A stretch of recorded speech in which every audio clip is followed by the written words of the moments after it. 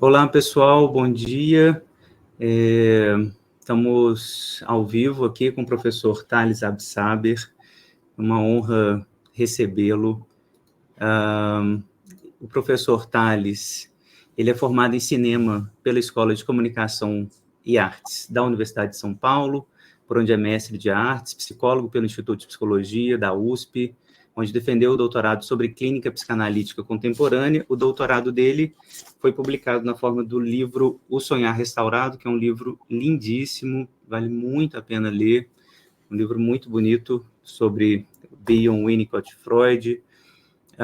Ele é membro do Departamento de Psicanálise do Instituto Sede Sapiente e é professor de filosofia da psicanálise no Centro de Filosofia da Universidade Federal de São Paulo, Unifesp. Ele é um ensaísta interessado na imbricação de psicanálise e cultura, e é sobre essa relação entre psicanálise e cultura o novo livro dele, sobre o qual a gente vai conversar. Em 2005, ele recebeu o Prêmio Jabuti na categoria Melhor Livro de Psicologia, pelo Sonhar Restaurado. Em 2012, publicou A Música do Tempo Infinito, que é esse livro aqui, também super bonito. Enfim, tem publicado bastante sobre a política brasileira, esses livros que saíram, Ensaio e Fragmento, e os dois sobre o governo do PT, um sobre o Lula e outro sobre a Dilma, também saíram durante o período do governo petista. Hoje a gente vai conversar sobre o livro novo do Thales, O Soldado Antropofágico, Escravidão e Não Pensamento aqui no Brasil. O livro caudaloso, li bastante, muito, muito impressionante o livro do Thales, está na tradição, na minha leitura, do Alfredo Bozzi, do Antônio Cândido, dos grandes intelectuais da USP que pensaram o Brasil junto com a literatura, a cultura. O Thales, a meu ver, se inscreve nessa tradição. Então, sem mais delongas, quero agradecer ao professor Thales, a honra que dá para a gente aqui da UFMG de estar participando desse projeto de extensão. Muito obrigado por estar aqui.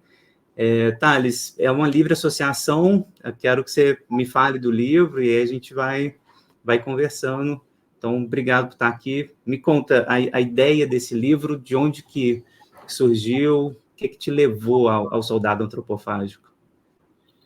Sim, Fábio. Bem, bom dia, muito obrigado pelo convite generoso, também de caráter científico, para a gente poder pensar as nossas produções, o nosso momento de pensamento, da psicanálise no Brasil, uma coisinha que também você poderia ter dito sobre o meu trabalho, que também acho que é importante aproveitar, já que provavelmente estamos aqui entre psicanalistas, é dizer que também eu participo e coordeno a Clínica Aberta de Psicanálise na Casa do Povo, aqui em São Paulo, que é um trabalho de teoria clínica psicanalítica bastante intenso, e que formulou a ideia do grupo analista. Quem atende os pacientes é o grupo de psicanalistas, que se reveza no atendimento, e isso permite que a gente tenha atendido nos últimos 5, 6 anos, a gente atendeu centenas, se não milhares de pessoas, com esse modelo, que é radicalmente psicanalítico, porque o método psicanalítico está em todos os momentos do trabalho, e, ao mesmo tempo, é uma produção de espaço comum, de produção de direito universal, que o nosso tempo, com o momento contemporâneo de totalização do capitalismo, transformando todas as relações em relações mercantis e em mercadoria, não permite mais essas universalidades, Porque a mercadoria não é democrática, muito menos socialista, Embora ela tenha um paradoxo, porque a indústria cultural a indústria cultural é o que mantém a unidade da desintegração, por assim dizer, né? Enfim, eu já comecei aqui a falar as coisas que me importam, né?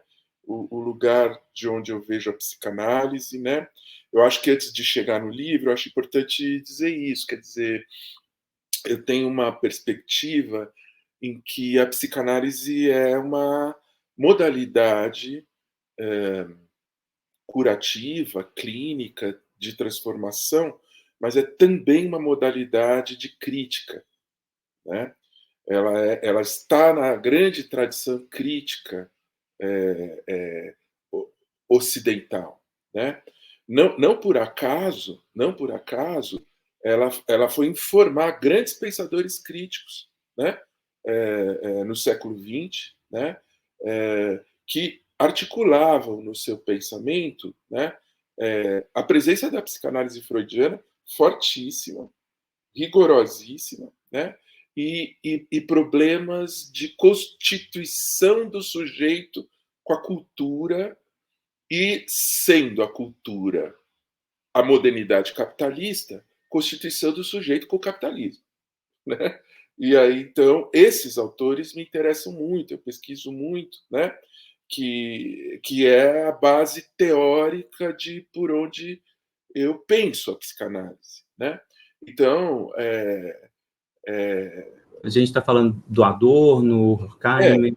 o Adorno é que mais, de algum modo, vai mais longe nessa questão, mas também o Marcuse, né? Perfeito.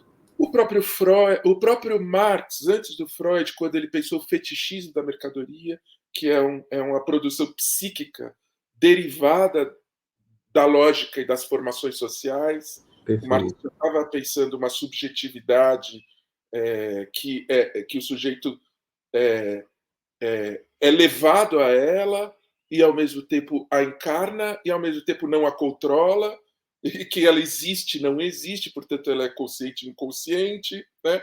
Então, é toda uma tradição em que se pesquisa inconsciente com história, eu diria, né? Inconsciente com história, que é uma coisa não muito, não muito, não muito desenvolvida por muito do movimento psicanalítico, né? Quem vai exatamente desenvolver são esses filósofos críticos, sociólogos, que eu também considero psicanalistas, né? Veja, o primeiro que pensou numa normopatia radical, que depois vai aparecer nos anos 70 e nos anos 80, né? Com a Joyce McDougall, né? E antes da Joyce McDougall, o Winnicott já falava dos problemas da perda de si na adaptação radical. Primeiro que falou nessa mesma linha foi o Adorno, em 1945, ou seja, 25 anos antes dos analistas, né? Porque estava olhando para a psicanálise pela cultura. Porque nós podemos olhar da psicanálise para a cultura e podemos olhar da cultura para a psicanálise. Exatamente o que o Adorno fazia, conhecendo a psicanálise freudiana em detalhes, ele fazia os dois movimentos, por assim dizer, né? A cultura também checa e posiciona a psicanálise, né? Uma grande angústia minha é como que os psicanalistas atravessaram o século XX sem colocar o capital como problema psíquico.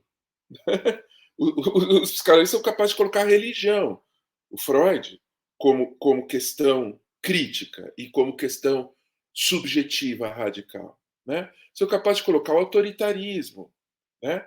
São capazes de colocar a crítica à repressão erótica e sexual. Todos esses elementos são elementos de crítica de cultura, que vem do consultório, né? Mas capitalismo foi onde os analistas pararam, né? Mas não o movimento amplo da psicanálise, porque exatamente a psicanálise informou esses pensadores críticos, críticos da história, fundamentalmente, né? E aí o Walter Benjamin é muito importante, porque ele é uma referência desse grupo de pensadores que eu estou falando, né? E exatamente ele vai dar as bases de um pensamento analítico da história, né? Que começa com Marx, né? Então, esse é o meu universo mais amplo, tem muitas questões aí, né? Eu publiquei um e-book alguns anos atrás sobre selfie cultural ou dialético e conceito e história, né? Conceito e história. Exatamente mostrando como a história adentra a experiência do consultório. Como os nossos pacientes estão pensando no seu mundo interno, nas suas singularidades, no estrangeiro do seu inconsciente. Isso é vital em toda a psicanálise, e é isso que o Freud nos legou. Mas eles também estão pensando nas relações sociais, nas relações de poder, né? Porque o mundo que eles habitam não é um mundo neutro. Ele é um mundo todo formado com formações que em algum momento tem a sua perversão histórica, o poder, né? E esse meu livro é para mostrar que os pacientes se interessam por pensar isso, tanto quanto por pensar a sua existência imaginária e estrutural, porque esse mundo também é verdade humana, né? Tá E perfeito. exatamente, tem um sujeito para esse mundo. Não cultivar isso no espaço livre da psicanálise é realienar o paciente. Né? Exato. Realienar o paciente. O paciente tem o direito de pensar as suas posições diante do poder e diante da violência de uma civilização que estrutura a violência. Né? Sim, Coisas que o próprio Freud pensou muito. perfeito. Todos os anos 20, né? Então tem Sim, esse livrinho que vai ser reeditado agora. Quem sabe no ano que vem a gente não volta aqui para conversar sobre esse próximo trabalho, né? Que deixa mais claro essa minha inquietação de que a psicanálise... O Adorno tem uma frase que eu adoro, que é uma coisa muito inteligente, né? E que tem muita coisa, é um aforisma potentíssimo. Ele diz assim, está em 45 naquele livro Mínima Moralia dele, né? Que é um processo de autoanálise, né? É a autoanálise adorniana, por assim dizer, que exatamente tem essa circulação pela cultura, né?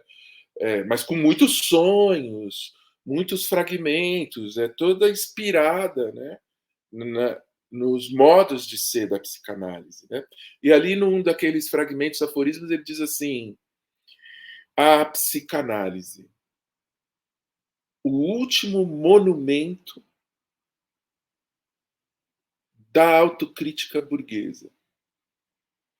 Eu não vou comentar isso, eu vou deixar para que os colegas pensem nisso, porque é exatamente essa a questão que eu acho importante, né? Último monumento da autocrítica burguesa, né? ótimo. Está em jogo nessa frase, né? Tá. Está em jogo nesse entendimento da psicanálise, né? Uhum. Tem muita coisa aí sintetizada, né? Muito. E acho que o Freud assinaria essa frase embaixo. Uhum. Sim, sim. Olhando do ponto de vista do andamento da história, eu acho que o Freud concordaria, né? Sim. Com a intuição psicopolítica ampla que está aí, né? Enfim, então esse é o território de onde o meu pensamento vem sendo construído ao longo da minha vida toda aí de pesquisa, trabalho, coisas escritas sobre tudo isso, e em algum momento, paralelamente, tem a questão do Brasil, do lugar do Brasil no processo da formação da modernidade e da formação do capitalismo, né? Porque o Brasil é o outro da modernidade e o outro do capitalismo. O universo colonial, né? O universo colonial atlântico, né? A África com uma certa catástrofe, né? De um certo lugar desse recusado da Europa, né? Que é o processo colonial, né? a África e as Américas, num outro lugar desse recusado da Europa, que é o processo colonial, né? Então, se eu estou interessado em história e em capitalismo como formação de sujeito do inconsciente, né? Quando eu vou pensando essas coisas, no mesmo tempo eu era mais jovem, e tal. O Zizek falava coisas assim lá na Europa, né? É muito diferente, porque o Zizek resolve a coisa toda da crítica da cultura e do capital com o lacanismo, né? Com Lacan, e que vira também lacanismo.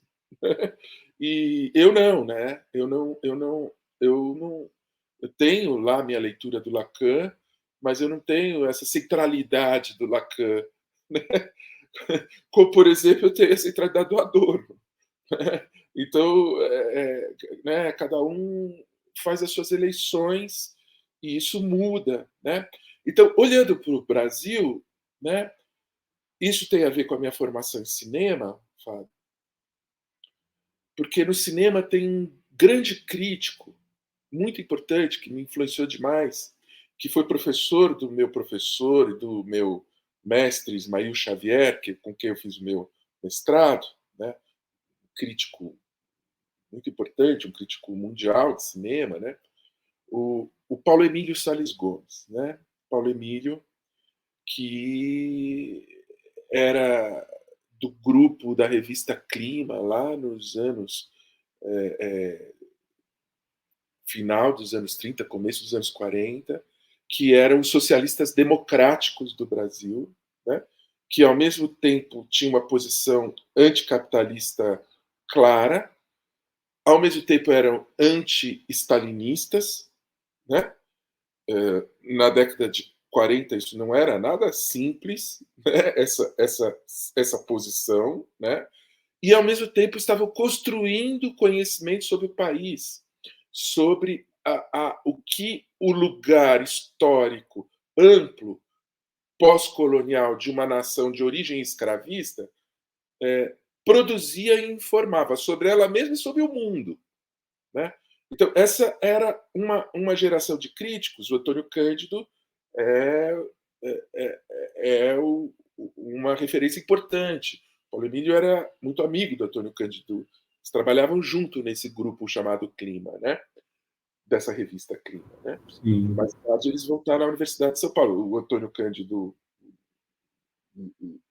faz a sua carreira inteira de crítico e pesquisador na Universidade de São Paulo. O Paulo Emílio chega na universidade nos anos 70, né? Porque Paulo Emílio era um homem da cultura, um homem fica a referência para quem gosta de cinema, né? Os incríveis ensaios que são 2 livros da crítica de cinema do Caderno Cultural do Estado de São Paulo, né? Em que o Paulo Emílio avalia o cinema do mundo todo que está acontecendo nos anos 50 e 60, críticas sobre Bergman, cinema japonês, cinema italiano, cinema clássico americano, né? E então, em algum momento, o Paulo Emílio diz o seguinte: diz, bem, acontece que existe uma impossibilidade estrutural, não só de se produzir cinema no Brasil, porque a maquinária do controle imperialista do cinema não nos pertence, nós somos sempre a periferia e nunca vamos poder ser centro nesse jogo, somos condenados a sermos subdesenvolvidos, de algum modo, no cinema, né? Tanto porque a indústria tem uma produtividade que nós nunca alcançamos, quanto tem um controle dos mercados mundiais que nós também não podemos ter. Então, essa situação material, que é uma situação do capitalismo contemporâneo, também nos impede e nos força e nos produz como uma elite alienada. Isso pensando naqueles que têm acesso a cinema no Brasil, que é sempre muito pouco. Hoje as coisas estão um pouco diferentes, Paulo Emílio estava falando nos anos 70, 80, porque hoje nós temos essa explosão da indústria cultural e tudo que é celular. Uma alteração, né, tecnológica que altera a subjetividade. Isso que eu estou dizendo agora, psicanalistas pensaram pouco, mas o Walter Benjamin pensou muito. Né? Como que a subjetividade é a questão da reproduzibilidade da obra de arte e a questão da indústria cultural. A subjetividade é derivada dos processos técnicos que estão pondo a cultura de um certo modo para viver. Né? E um modo, assim, uma tempestade fetichista ao mesmo tempo. Mercadoria, excitação.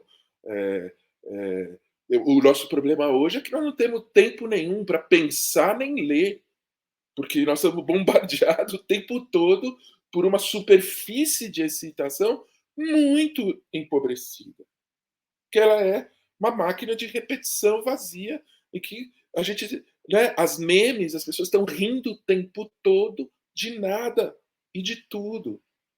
E isso é quase, vai congelar o riso no vazio da cultura. Veja, isso é uma análise de uma subjetividade produzida por uma condição técnica de um desejo que vem do todo. Um desejo que vem do todo. É isso que o selfie cultural pode pensar. Né? Que situação é essa? Que situação é essa? Muito bem, então Paulo Emílio dizia, não só nós somos alienados da estrutura material de ter um cinema por uma geopolítica global, quem pensa capitalismo pensa sempre o mundo.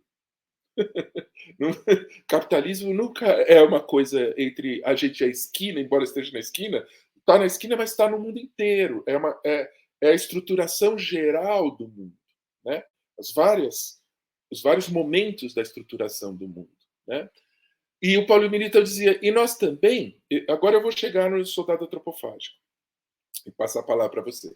Ele dizia, nós também temos, ao sermos invadidos por essa máquina global, que é o controle geopolítico do cinema mundial, nós nos formamos como incapazes de perceber a experiência do nosso próprio cinema, que nunca será o cinema americano, nunca será o Bergman, nunca será o Truffaut. O cinema brasileiro será sempre um enigma. Primeiro, porque ele está fora dessa estruturação que nos subjetiva. Segundo, porque ele vai entrar em contato com as clivagens, os enigmas, os estranhos dessa formação histórica. Isso que eu estou dizendo agora é o modernismo brasileiro. É a grande lógica do modernismo brasileiro. Né? No meu livro, eu digo que o soldado antropofágico, que é um viajante alemão que esteve no Brasil da origem do recém-inaugurado Brasil, que foi a independência, esse viajante vem para fazer parte do exército brasileiro, ser contratado pelo exército brasileiro, era uma política do exército brasileiro contratar mercenários europeus, porque não tinha exército num país de escravos. Você não tinha massa de exército. Então o exército contrata o exército, mercenários, essa relação, né, do exército com o mercenário, essa coisa complexa, né, que é exército, né? E esse cara vem para ser mercenário, ser oficial do exército, que ele não vai ser, enganam ele, os brasileiros enganam ele, dizem que ele vai ser oficial, ele não é. E ele vem em 1824 e vive no Rio de Janeiro 2 anos. Depois ele volta para a Alemanha e escreve sobre a experiência dele no Brasil em 1824, Rio de Janeiro como ele é. Exatamente, um livro muitíssimo interessante, que pouquíssima gente leu. Na minha pesquisa, a única pessoa que eu encontrei que leu foi o Antônio Cândido, que tem um parágrafo sobre o livro na formação da literatura brasileira. Né? Eu fiquei surpreso. Você menciona o parágrafo do Antônio Cândido e fala assim, gente, onde que o Tales achou esse cara? E aí o Cândido tinha citado ele. Então, mas, na verdade, eu achei porque eu ganhei esse livro do meu pai. Exato. Né? Conta essa história. coisa da biblioteca do meu pai, que ficou para mim, e eu ficava olhando as coisas da biblioteca do meu pai, que tinha esses livros, há muito tempo que eu fiquei namorando esse livro, olhando, lendo pedaços. Esse foi um processo que levou anos, assim, para eu perceber que eu estava diante de uma coisa preciosa. Isso é muito interessante, assim, sobre a formação do pensamento de alguém, né? Eu convivi com esse livro antes de começar a escrever. Eu li e falava, nossa, isso aqui é muito interessante. Lia pedaços do livro, né? Muito interessante, muito interessante. E aos poucos esse muito interessante foi se sedimentando como, nossa, isso aqui é um grande problema, né? E aí, a partir de um certo momento, começou o trabalho sobre esse livro desse estrangeiro, que é um dos pouquíssimos relatos, eu não conheço outro, que fala do lugar das elites coloniais brancas e sua relação com a vida negra nas ruas. Ou seja, o povo brasileiro escravizado. Perfeito. Né? Isso que me chamou a atenção. Esse cara, ele conseguiu atravessar a fronteira da cisão absoluta que existia nesse país. E aí ele consegue circular e ele começa a mostrar a vida popular produzindo, evidentemente, né? Mesmo que escravizada, a situação dos chamados escravizados de ganho do Brasil, né? A ganho, ou em ganho, ou de ganho, né? Que era o povo trabalhador. O povo trabalhador africano no Brasil, sequestrado e escravizado, o povo trabalhador afro-brasileiro e o povo trabalhador brasileiro. Essa coisa está se constituindo, né? Essa ideia do que é ser brasileiro está se constituindo pela própria população que aqui trabalha, que aqui vive, que aqui faz a sua vida, né? E o soldado alemão conta elementos dessa constituição numa relação direta com os sujeitos. E ele tem uma posição muito bonita, que é a posição em oposição aos brasileiros, à elite brasileira imperial, né? Ele vem de uma Europa liberal que está sob o impacto das revoluções liberais, sob o grande impacto da Revolução Francesa, né? Que está se reproduzindo pela Europa inteira. Estão acontecendo revoluções liberais que estão dissolvendo as antigas relações servis e rurais. E ele vem com a ideia de que é o povo que faz a história, que é a ideia moderna, que é a ideia liberal. O povo é o sujeito da história, como começa oh, meu Deus, a Covid vai me fazer. O Michelet, o grande historiador da Revolução Francesa, ele começa o livro A História da Revolução Francesa dizendo assim: a história da Revolução Francesa é a história do povo francês. É a história do que o povo francês fez. Porque exatamente se tratava de cortar a cabeça do rei e pôr no lugar dessa estrutura que é a estrutura com a qual a Freud debate a interiorização dessa estrutura por uma dimensão produtiva coletiva, que ou é a democracia liberal ou o socialismo. Né? Esse povo tem esses dois destinos possíveis. Né?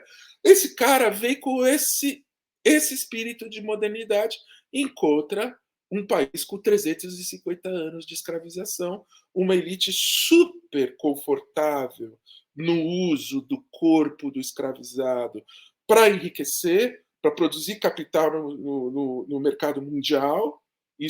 É isso que move tudo, e super confortável psicologicamente, subjetivamente, para usar o corpo do escravizado de todos os modos. Sim. imaginar. Modos sádicos, estupros, né?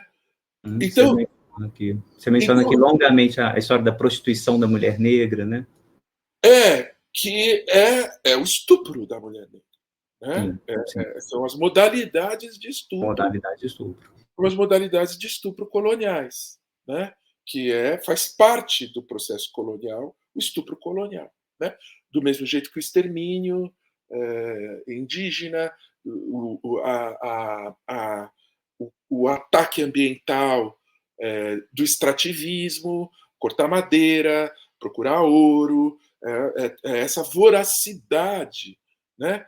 Que não é apenas uma voracidade moral e sádica, mas é a voracidade da produção do capital, da grana mundial, né? Mercantil colonial. E que produz um sujeito dessa guerra colonial. Mesmo que essa guerra colonial seja a criação de um país novo, moderno, chamado Brasil, a partir de 1822, que é um país que está entre as nações modernas, que é um país que tem o horizonte liberal, mas que é um país com 350 anos de profundo vínculo colonial escravista. A questão do livro é a continuidade. A questão é testar a nossa cultura e a nossa história com uma lógica que é própria da psicanálise, para dizer o nosso reacionarismo e o nosso vínculo escravista é muito mais profundo do que nós imaginamos. Existe um sujeito do inconsciente que olha para o outro como objeto, dispossessão de direito e de valor e objeto absoluto, tanto para a exploração quanto para o gozo do corpo do outro. Né? O soldado alemão permite a gente pensar isso, porque ele olha para esse mundo vindo do que seria o futuro, mas que, na verdade, ele permite a gente ter uma medida do quanto os brasileiros recusam a democracia, sistematicamente. Eu vou encerrar só com um dos resultados que está na pesquisa do livro, né? Que é o Joaquim Nabuco, que é um dos primeiros pensadores do Brasil, pensadores teóricos, embora não tivesse teoria ali, né? Porque ninguém ali podia ser marxista. Né? Eram todos escravistas e todos estavam construindo a nação, precisava mudar o seu modo de produção, o seu modo de exploração popular. E o Nabuco está nessa transformação. Mas ele é um abolicionista, né? Um grande abolicionista, é um abolicionista. Perfeito. Ele é o abolicionista que vem de cima, né? Que constrói, são os caras que constroem a abolição na Câmara dos Deputados e no Senado do Império, né? São os políticos da abolição, né? E o Nabuco é a liderança dos políticos, um grande abolicionista, porque tinha o pessoal da rua, o pessoal do movimento abolicionista, onde aí tinham negros, né? O Rebouças, né? O José do Patrocínio, né? E o Nabuco é o que transmitia essa energia para a luta política formal, institucional, né? Enfim, essa é a história do movimento abolicionista. Mas o Nabuco, escrevendo um grande livro de crítica da escravidão, que é o Abolicionismo, que é um livro incrível, é o pensamento social mais radical que foi feito no século XIX no Brasil. Ele tem uma passagem que ele diz assim: a escravidão, o Brasil começou com todo mundo escravista e todo mundo achando a escravidão normal. A partir do final dos anos 40, começo dos anos 50, a escravidão entra em crise por causa da política dos ingleses. São os ingleses que forçam o Brasil a abandonar o tráfico mundial. Abandonando o tráfico, a escravidão vai acabar. Né? Você não podendo traficar escravos, o horizonte é o fim da escravidão. A escravidão entra em crise política. E o fim do tráfico rebaixa a presença cultural e os escravistas. Então, a escravidão está acabando. Ela está acabando desde 1848, desde 1868, desde 1871. Eu estou escrevendo aqui em 1881 e a escravidão nunca acaba. Ela está sempre acabando. Estamos sempre dizendo que ela está terminando, mas ela nunca termina. Ele dá a entender que tem alguma coisa no fundo que não quer que a escravidão acabe. E aí ele diz, agora ela vai acabar. Nós já sabemos, ela está com os dias contados, não é mais possível continuar escravista, né? Mas aí ele diz assim, mas quanto tempo ela vai continuar depois que ela acabar? Essa é a grande questão política subjetiva do livro, né? Como você disse, é um livro muito complexo, né? Tem muitos circuitos de problemas culturais, estéticos, muito trabalho com literatura, com esses pensadores do Brasil, né? E que é essa tessitura. A psicanálise precisa pensar a história, precisa pensar as formações da história. E o capitalismo do Brasil não é o capitalismo europeu liberal e modernizante. O capitalismo do Brasil é profundamente deformado ou marcado ou diferenciado pela sua formação, que são vários elementos, né, da formação, que é colonial, escravista, de ancien regime. O Brasil não questionou o ancien regime, que só cai junto com a escravidão, né? Não houve revolução liberal no Brasil, né? Com essa estrutura de plantation, que é o agronegócio, desde o século XVI até hoje, centrando o poder e a política no Brasil. O agronegócio, que sempre foi o lastro da escravidão no Brasil, né? Então, veja, estudar esse passado é entender certas forças subjacentes ao presente, que tem um capítulo no livro, né, Fábio, em que eu discuto o bolsonarismo, né? De onde vem a força reacionária do bolsonarismo, que é muito singular. De onde vem a força? Claro, vem da impossibilidade de que nós tenhamos construído uma nação minimamente esclarecida e culta, minimamente educada, né, para a história, para os interesses de classe, para a leitura dos processos culturais e econômicos. Então a nossa ignorância, né, ela pode facilmente desaguar para essa máquina radicalmente autoritária, né? Tão autoritária, né, que é o partido político neofascista bolsonarista, junto com o velho messianismo político do exército brasileiro, em 2023, tem a cara de pau de propor um golpe e uma ditadura militar no Brasil. É evidente que essa construção tem um canal de ligação profundo com a origem autoritária do país. Perfeito. E continua com essa, para lembrar o Schwartz aqui, essas ideias fora do lugar, né? Ele propõe isso a partir do Partido Liberal. Assim, é uma ironia. Exatamente. Não, é uma ironia e a gente já pode dizer, não só é uma ironia, como é uma palhaçada. Isso. É uma palhaçada. O Partido Liberal é um bando de policiais e de políticos vorazes do Centrão e de pastores fundamentalistas, cujo projeto foi legitimar um golpe para constituir uma ditadura de um ditador desclassificado, que é praticamente um capitão do mato, um homem violento, um rachadão, um miliciano, ou quem não sabe disso?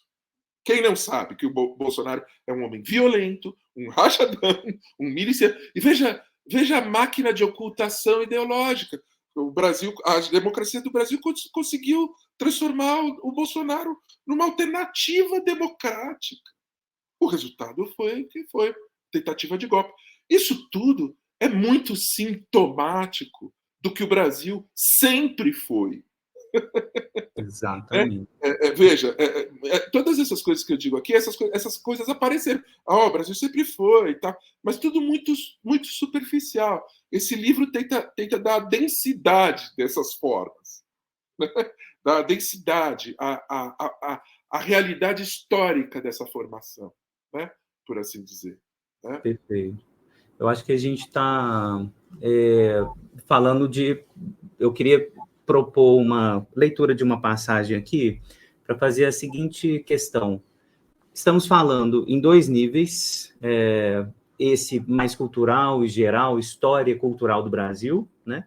Mas, como psicanalistas, eu queria te ouvir também desse ponto, só fazendo um gancho assim, por um projeto de pesquisa que eu orientei nos últimos 3 anos sobre psicanálise e racismo, que aparece, por exemplo, acho que é uma das incidências disso na clínica. Eu quero te ouvir sobre isso, né? Como que isso aparece na clínica para você? Então, a nossa clínica individual, passo a passo, ponto a ponto. Disso, por exemplo, que eu acho que está no centro do livro, que é o desmentido disso. A elite do atraso, a elite que não consegue admitir pactos democráticos de verdade, ser anti do não pensamento, né? Do desmentido mesmo, do próprio pensamento, né? De ver a realidade, de recusar esses pactos. O Partido Liberal, que é um partido monárquico, ditatorial, monárquico. Monarquista, evangélico fascista, sabe? Assim, essa coisa de Jesus capitalista, assim, é uma recusa absurda do pensamento, assim, Jesus apoiando coisas como matar bandido, sabe? Assim, esse discurso fascista. Como que Jesus vai ser narcotraficante, sabe? Assim, tipo, o pensamento colapsou, né? Isso. Então, tem uma passagem na página 116, só quero ler para ver se você pensa a incidência da clínica a partir desse tipo de coisa, que você fala o seguinte: novamente, os corpos em oposição no trabalho e na violência da hierarquia social brasileira opõem texturas biopolíticas diferentes, quase opostas. De um lado, a preguiça e um certo desleixo com o corpo amolecido de senhores e senhoras brancos, ex-portugueses, novos brasileiros, e de outro, a disposição necessária para o trabalho, o erotismo presentificado, afirmativo, segundo o olhar do artista francês que tentava a neutralidade. Você está comentando aqui do Debré, o Debré que vem a pedido também do imperador para fazer essa iconografia do cotidiano brasileiro e tal, mas você aponta para essa dicotomia, né? De um lado, os burgueses ou, né, os nobres brancos e essa biopolítica desses corpos moles, né? E o corpo do samba, o corpo vivo, né, do povo do outro lado, mas o corpo explorado sexualmente para o trabalho, etc. Você vê isso na incidência na clínica? Como que você faz esse trânsito assim do pensamento da cultura para a clínica? Sim, Fábio, essa questão, ela eu fico muito feliz de você pôr essa questão, Fábio, porque essa é a questão da minha pesquisa como psicanalista, né? Exatamente essa, né? Eu fico feliz que ela tenha aparecido para você, lendo o livro, mas como é isso, né? Porque é exatamente isso. Isso que você leu é a estruturação de uma sociedade cindida, de origem escravista, né?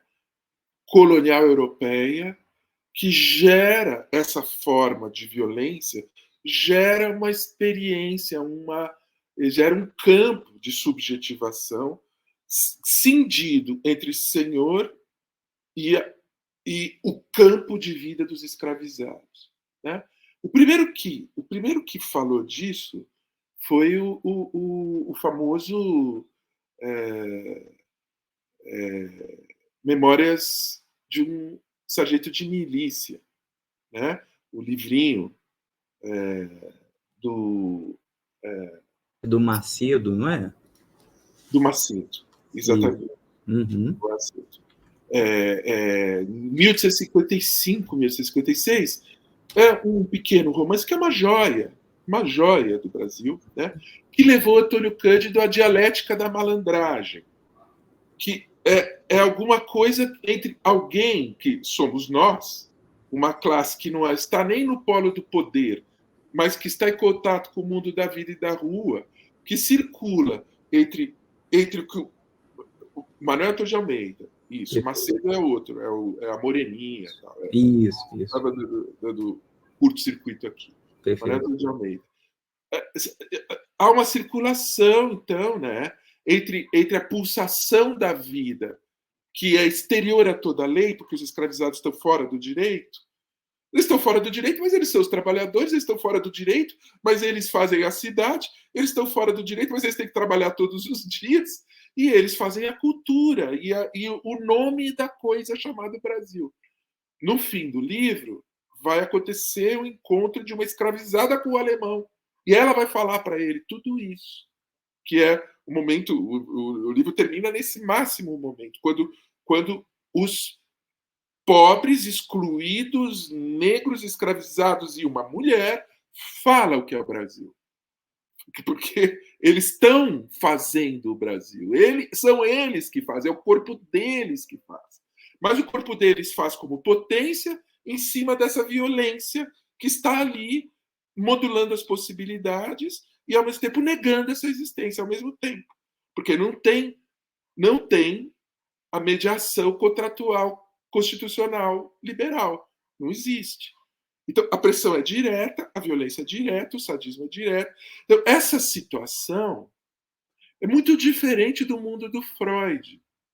E aí tem essa discussão que eu aprendi com o Roberto Schwartz, que a elite brasileira não é a elite neurótica da solução de compromisso europeia. Esse é um outro trabalho que eu escrevi sobre Roberto Schwartz e Machado de Assis. A elite brasileira é a elite volúvel, que num momento ela é moderna e diz, não, o futuro virá e vai redimir as nossas violências do presente. E no momento seguinte ele é um senhor de escravo que chicoteia e estupra a sua escravizada. Por quê? Como dizia o Bill Clinton, porque ele pode. Isso não é... Isso veja, junto com a recusa do pensamento do que é a modernidade, da igualdade, dos direitos, da representação, no caso do Brasil, isso é uma coisa que eu que tenho colocado. Existe também a prática real do sadismo. Não é só recusa, mas é também sadismo. Perfeito. Tem uma frase sua que eu quero que você comente, que é essa aqui. Mas vamos voltar ao consultório depois, mas por favor. Tá. Eu não cheguei no consultório ainda, porque tá. as mediações, né? Sim. Vê se essa frase te ajuda a chegar lá no consultório, porque eu acho que você traz o elemento do sonho, que você, né? A escravidão é o sonho limite de nossos autoritários. Né? Isso. Se o Bolsonaro tivesse derrubado a democracia brasileira como tentou, com todas as forças que ele pôde, ele, os filhos dele e os milicianos dele, tentaram com toda a força, o que nós estaríamos vivendo hoje seria o direito à violência direta de Estado, uma ditadura, que teria a novidade de ser movido por milicianos bolsonaristas, milicianos mesmo, esses grupos armados civis, que seria um movimento fascista, né? E, no limite, é o direito sádico de dispor da vida e de explorar, do ponto de vista do capitalismo contra de explorar sem nenhuma limitação. Escravidão. Né? A liberdade capitalista dos tarados fascistas brasileiros está muito longe de ser qualquer coisa como um capitalismo contemporâneo, democrático e produtivo. Muito longe. Ela regrediria a escravidão. É a liberdade de ser Uber, né? Assim, a liberdade... Isso já é. Isso já é. Sem derrubar a democracia, esse é o estado do capitalismo no mundo inteiro hoje. Que exatamente é isso, é uma escravidão disfarçada. Escravidão disfarçada. Veja, o vínculo de capitalismo e escravidão é importante. Por isso que o Brasil estudar o Brasil é uma coisa importante para entender.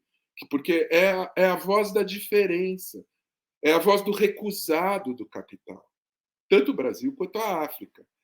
E uma outra coisa do livro é mostrar que nós temos uma profunda tradição crítica pensando isso.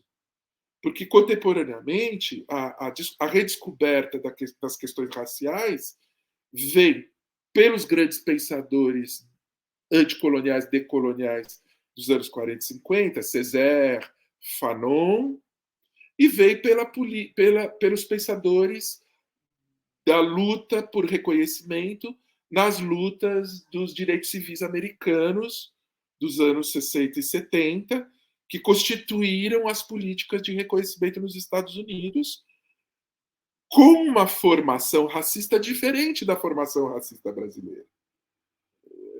Todo mundo sabe, nos Estados Unidos, a segregação racial inscrita na lei, ela produzia efeitos sociais diferentes de uma lei perversa que, ao mesmo tempo, não reconhece os negros, mas, ao mesmo tempo, não produz segregação, que é o problema do Brasil. O racismo brasileiro é de outra granulado, de outra lógica. Mas a gente trouxe as políticas americanas porque elas nos serviram historicamente, serviram ao movimento negro, elas produziram coisas importantes, mas cabe pensar a razão do racismo brasileiro, né? E aí a teoria crítica do Brasil é muito importante, né? Joaquim Nabuco é importante, Machado de Assis é importante, os modernistas são importantes, os críticos, os pianos, o Antônio Cândido, o Roberto Schwartz, pensando a formação cultural do país, junto com esse tipo de exclusão, né? O Paulo Emílio Salles Gomes, que eu falei, o Florestan Fernandes, o primeiro que, junto com junto com a origem do movimento negro no Brasil, que está vindo e ganhando força, coloca a bandeira do racismo no interior do pensamento crítico brasileiro, nos anos 40. Né? Tudo isso é importante. Nós temos um trabalho imenso para constituir uma democracia no Brasil real, e não a ficção conservadora da democracia racial. Porque democracia é democracia material, diante de direitos e de direito à vida. Se você tem uma parte excluída da vida, como é a tradição escravocrata brasileira, não tem democracia. Né? Por outro lado, o Brasil não produziu as segregações anglo-saxãs que os Estados Unidos produziu. E isso que dá uma volubilidade ideológica própria para o processo brasileiro. Né? Uma volubilidade, a gente fica confuso. Sim, né? As táticas do desmentido aqui funcionaram de outro modo, por causa da coisa da volubilidade. Então, o grande crítico Roberto Schwartz, ele pensou uma formação histórica subjetiva diferente. Ele que equacionou o problema. A volubilidade não é solução de compromisso. O sujeito europeu precisa incorporar uma norma que, ao mesmo tempo, o está estruturando e o está lesando. Esse é o sujeito freudiano, por onde a psicanálise começou. No Brasil, não tem incorporação de norma porque a elite é escravista, ela é sádica e o corpo do escravo está aberto a ela. Ao mesmo tempo, ela está pautada pelo andamento do capitalismo mundial, ela tem que responder ao liberalismo, que é uma ideia fora do lugar. Então, isso dá essa coisa, que os liberais são fascistas, os super inteligentes capitalistas brasileiros que estão na Tate Gallery em Londres, amanhã estão votando no Bolsonaro. Né? Porque é chato você abandonar o chicote, o direito ao chicote. Querem renunciar. Aí que está o gozo, aí que está o gozo do processo de formação histórica brasileira. Não é que é um sujeito brasileiro, é uma posição de gozo histórica que é a história do nosso capitalismo colonial, escravista, periférico, de ancien regime. Né? Então, sem todas essas balizas, a gente não entende as coisas do Brasil. E essas balizas foram arduamente construídas por um pensamento crítico poderosíssimo que se gerou aqui. E que nós não esse livro tem também a coisa trazer de falar, olha, gente, nós temos muito trabalho aqui feito sobre isso tudo. E claro que o Fanon é fundamental e é um gênio da cultura crítica do século XX. E o Fanon, na minha leitura, ele completa o capítulo faltante da dialética do esclarecimento do Adorno e do Horkheimer, que é o racismo colonial. Né? Mas o pensamento crítico brasileiro completa um outro capítulo faltante, que são das elites cínicas que produziram a colônia e que produziram a escravização em massa. Né? Esse é o pensamento crítico brasileiro, é o marxismo dialético brasileiro. Né? Perfeito.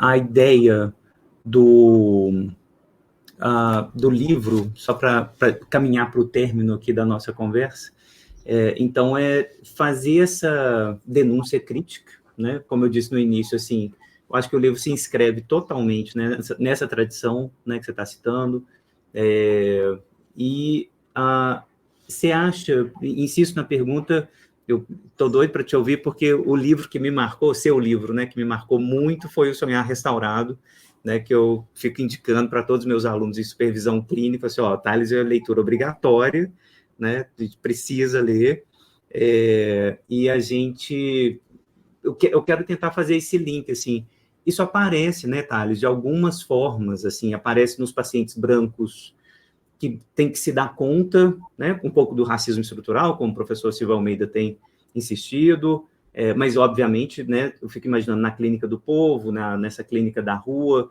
vai aparecer também, pô, qual que é o meu lugar, né? O que você me fala, assim, para a gente... Sem dúvida. Então, veja, por causa dessas minhas leituras hegelianas, marxistas, e por entender que a escola de Frankfurt é, ao mesmo tempo, crítica e psicanálise, é um trabalho de pensamento que atualiza a psicanálise junto ao problema do capitalismo. Né? Os grandes pensadores do capitalismo com psicanálise. Né? Então, eu entendi, né, que aquela ideia do Adorno, que o Adorno escreve pela primeira vez. Né? O Adorno diz, de novo lendo Freud, diz o que a gente observa no Freud e no trabalho clínico do Freud e no inconsciente complexo, que é uma lógica dialética de contradições que precisam ser reconhecidas antes de tudo, né? Ou seja, são conflitos de forças diferentes que representam entidades diferentes no interior da própria subjetivação, né? Isso é dialética do ponto de vista desses caras, né? No interior da própria vida psíquica, eles leem isso porque isso tem coisas muito parecidas com isso, Fábio, no Hegel, na fenomenologia do espírito do Hegel, né? E aí o Adorno diz, o que se observa na clínica é que lá onde o sujeito é mais verdadeiro na localização da sua contradição, no pensamento freudiano, no modo com que Freud contou esse processo, lá onde o sujeito é mais verdadeiro com a sua contradição, lá está, no limite máximo da singularidade da contradição, está a sociedade, está a vida histórica. Nunca essa contradição não tem correspondência a um processo social. Não existe um sujeito isolado desses processos, né, de poder. Exatamente. Por exemplo, se nós pegarmos os sonhos políticos do Freud, os sonhos de Roma, ou o sonho do Conde Tum, lá na interpretação dos sonhos. O que é o sonho do Conde Tum? Todo sonho vai levar a uma cena infantil muito... que é a descoberta do Freud. Essas estruturas da superfície, das contradições do mundo, tem um fio que vai até a origem das contradições. Mas o que é a origem das contradições, se não a luta de um desejo indiscriminado com uma marcação social, que é a estrutura familiar, o lugar do pai, os sentidos sublimados da cultura, que vão com o qual a criança tem que debater-se. Ela vai debater-se e vai solucionar isso ao modo europeu, vai solucionar isso constituindo o reprimido, o recalcado, né? Para se civilizar. Né? No modo brasileiro, o Machado de Assis, lá no Memória Póstuma de Brás Cubas, ele fala de um pai que, quando o menino, que é um demônio, faz as suas demonices, o pai faz uma fachada para os outros de que não pode, tal. Depois, quando está sozinho com o menino, o pai fala: ai, que legal, que bacana, é isso mesmo. A teoria do medalhão. Teoria do medalhão também, né? A teoria do medalhão é: não faça nada, não seja crítico, que você vai ter poder. Exato. Navega essa barbárie. Você Isso. não precisa produzir porra nenhuma. Perfeito. Machado era terrível, foi o primeiro que sacou essas barbaridades brasileiras. Né? Então, o que eu estava dizendo? Né? Essa questão de que a subjetividade é política sempre esteve colocada para a psicanálise. O sonho do Conde Tum, o Freud está furioso com o ancien regime austríaco, porque o sonho é ele indo para pegar um trem e passa um conde na frente dele, todo mundo abre a porta para o conde é tratado como rei, e ele, que tinha uma passagem de primeira classe, é jogado. Isso que aconteceu, o sonho, isso aconteceu. Ele é jogado para fora porque o conde toma o lugar dele. Ora, isso é tipo o Brasil. Só que o Freud, daí o Freud no sonho cantarola uma música do Mozart, que é música revolucionária, do Mozart, do Mozart já apontando para a Revolução Francesa. Enfim, veja, essas questões estão... não existe sujeito inconsciente fora da história. Não existe. O que acontece é que os psicanalistas descobriram que a história também se radica num desejo primordial, uma pulsão. E que é preciso chegar a essa pulsão. Né? Mas o que nós vemos é que os sádicos escravistas, volúveis brasileiros, antidemocráticos, que atacam o pensamento da democracia, porque gozam, nós vemos que isso não é só uma formação individual, isso é uma formação histórica. É um processo do capitalismo. É um lugar no capitalismo. É um lugar histórico no capitalismo. Que tem 450 anos. Né? Então, Fábio, o que acontece? Foi a minha proposição, que é o próximo livro que vai ter isso. Quando os pacientes... que é o que o Fanon trouxe para o pensamento antirracista. E que os psicanalistas demoraram muito, né? É a denúncia dos psicanalistas negros. Demoraram muito, muito, muito para reconhecer que as produções de sofrimento não são só interioridade de uma lógica edípica do passado, mas são produções de violências concretas que se estruturaram historicamente e que estão acontecendo o tempo todo. E que se o analista não consegue pensar nesse lugar, ele não ajuda a desfazer pela consciência e pela crítica a experiência do racismo, por exemplo. Mas isso vale, Fábio, para todas as relações em que todos nós somos violentados por estruturas perversas de poder. Perfeito. Então, porque não são só os negros que estão sob o racismo, também são todos que estão sob a uberização. Né? Sim, sim. Como diz o Ambambe, né? É o devir negro do mundo, que é uma metáfora para o capitalismo arruinando os direitos sistematicamente, né? Entendendo a sua escravidão, a sua neo-escravidão. Né? Então, todo mundo tem essas questões. Sim, sim. Onde eu estou nesse sistema X que me envolve de violência. Até os executivos. É uma ilusão, né, que os brancos, né, burgueses não estejam também submetidos. Claro, eles têm imensos privilégios e imensos gozos, eles têm proteções, mas também estão. Também se inquietam. E, nesse sentido, a psicanálise é um monumento de autocrítica e crítica. Perfeito. Perfeito. Essa é a minha psicanálise, é que eu tenho tentado comunicar para os colegas. Ainda bem, agradecemos assim a sua existência, nos alegramos com ela. Né? Que Puxa, bom. Muito obrigado. Que bom que você trouxe esse presente para a gente pensar. Então, recomendo vivamente a leitura.